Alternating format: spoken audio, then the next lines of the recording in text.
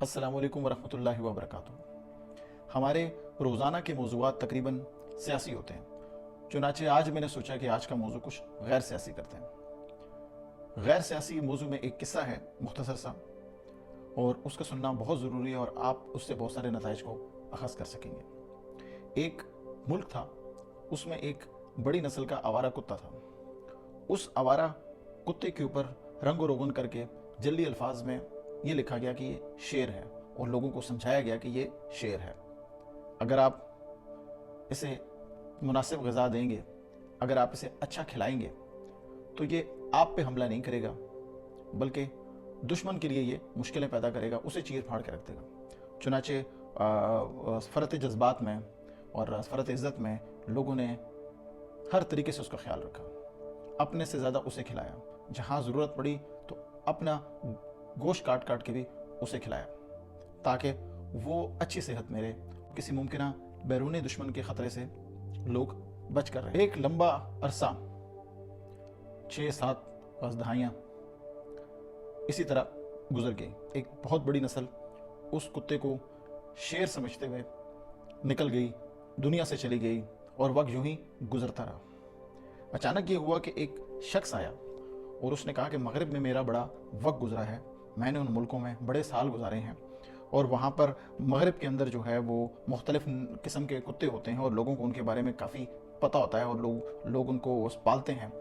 لوگ ان کو رکھتے ہیں، لوگوں کو اس کی زیادہ ایکسپرٹیز ہیں، وہاں پر اس کے اوپر تحقیق کے ادارے ہیں، وہاں پر اور بہت ساری چیزیں ہیں، جس سے کتوں کا مجھے کافی اچھے طریقے سے اندازہ ہوا ہے۔ چنانچہ اس نے ان کروڑوں گدھے کو زیبرا سمجھنے والے بدبختوں کو بتایا کہ بھائی جسے آپ نسلی شیر سمجھ بیٹھے ہیں، دراصل وہ ایک آوارہ کتا ہے۔ مگر پھر بھی ایک بڑی تعداد تمام تر شواہد دینے کے باوجود بھی اس بات کو تسلیم کرنے پہ آمادہ نہ تھی۔ جب بھی ان سے کہا جاتا کہ بھائی یہ کتا ہے، تو وہ آگے سے جواب دیتے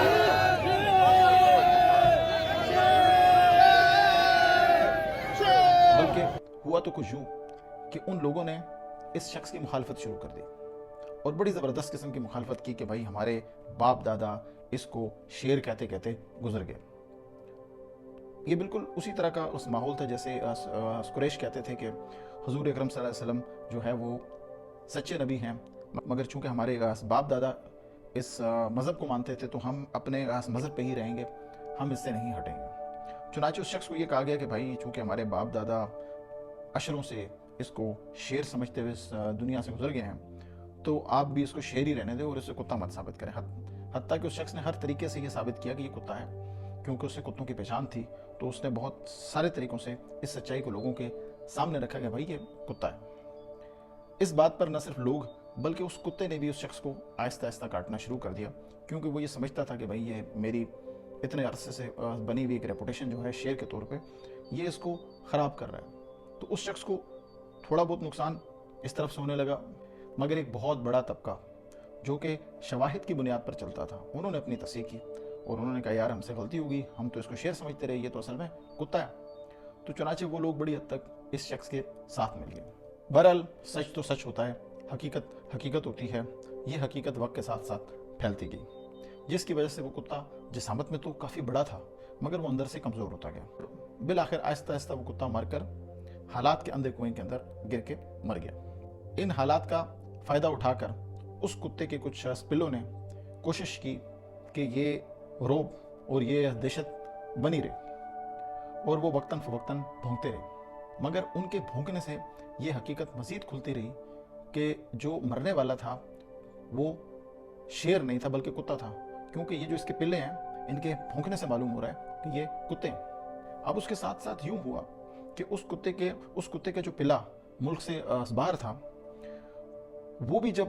اس کو بھی جب وہاں پر معلوم ہوا کہ بھائی میرا جو باپ ہے اس کی حقیقت سب پر کھل چکی ہے اور مجھے حقائق کا سامنا کرنا ہوگا، تو اس نے بھی یہی بیانیہ بنانے کی کوشش کی کہ بھئی میں آنے کے بعد سب سے پہلے کتے کو کنویں سے نکالوں گا تاکہ کنویں کی صفائی کا کام شروع کیا جا سکے۔ جب اس نے اس طرح کے الفاظ استعمال کیے کہ کتے کو کنویں سے نکالوں گا، تو اس کتے کے جو یہاں پر پلے تھے، جو اس کتے کو شیر بنا کے پیش کر رہے تھے، ان کو بڑی تشویش ہوئی۔ انہوں نے کہا یار یہ ہمارا یعنی پلہ بھائی ہو کے ایسی باتیں کر رہا ہے، اور یہ ہمارے شیر کو کتا کہہ رہا ہے، इस तरह तो हमारे हक़ाइक़ मज़ीद लोगों के ऊपर खुल जाएंगे। अब जो इनका पिल्ला जो कि बाहर है और बाहर से वो वापस आ रहा है, वो भी सोच रहा है कि यार इन पिल्लों के गले के अंदर घंटी कैसे बांधूं ताकि मुझे भी वो ताकि आवाम को जो हक़ाइक़ पता चल चुके हैं मैं उनके साथ चल सकूं और मैं उनसे फ़ायदा उठा सकूं। चूँकि एक बहुत लंबा अरसा उस कुत्ते ने अपने आप को शेर बना के पेश किया, जिसकी वजह से जो लोगों की हालत थी वो भी कुत्ते वाली थी। तो लोग भी बड़े गुस्से में थे कि यार हमारे साथ इसने कुत्ते वाली कर दी और इस किस्म के हालात हैं हमारे, बड़े गुस्से में थे। इस दौरान वो जो बाहर बैठा हुआ पिल्ला है वो भी वापस आके ये कोशिश कर रहा है कि लोगों को किसी तरीके से मैं दोबारा अपने किसी बयानिया के घेरे में ले लूं, मगर लोग उसे भी कुत्ते का पिल्ला समझकर उसकी बातों पे यकीन करने को तैयार नहीं हैं और दिन ब दिन वो उसी शख्स के साथ खड़े हैं जिसने कहा था कि मैं बाहर से आया हूँ और मुझे पता है इन चीज़ों का और ये आपके हक़ाइक़ हैं जो आपको मालूम होने चाहिए। जिसने लोगों की सोच को तब्दील कर दिया, वो लोग उसे दिल से निकालने को तैयार नहीं थे। हत्ता कि वो मुकम्मल तौर पे कुत्ते के पिल्लों के इस घेरे में है। कुत्ते के पिल्लों ने उसे हर तरफ से दबा के रखा हुआ है, कुत्ते के पिल्लों ने हर तरफ से उसे पकड़ के रखा हुआ है ताकि किसी तौर पे भी उसका लोगों के साथ रब्ता दोबारा बहाल न हो।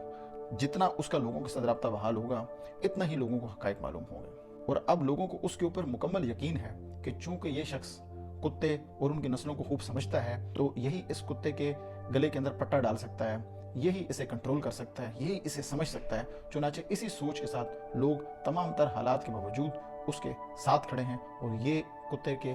पिल्लों के लिए एक बहुत बड़ा मसला बना हुआ है। इसकी वजह से उनकी इजारादारी ख़तरे में है और इसी वजह से मुल्क की हालत दिन ब दिन ख़राब से ख़राबतर होती जा रही है, क्योंकि कुत्ते के पिल्ले अपने आप को बचाने की कोशिश कर रहे हैं और लोग हकीकत समझने के बाद उस शख्स के हामी हैं जिसने उन्हें ये सारी हकीकत बताई है।